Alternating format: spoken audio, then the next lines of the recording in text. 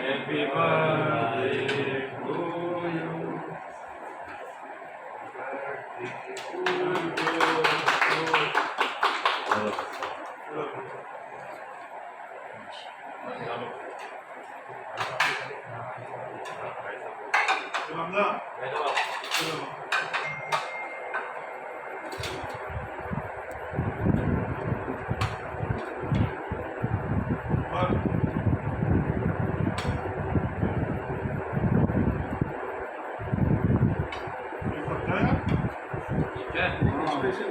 जैसा कि ये घर के बाद हमारी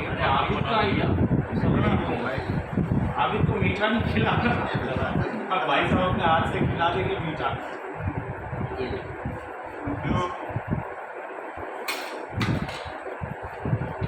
ये पार्टी है हमारे यहाँ वैसा घर में बनाते हैं। हाँ, यूट्यूब पे आई थी, बहुत सारे बनाते हैं। तो ये उनके फ्रेश लगा हुआ है।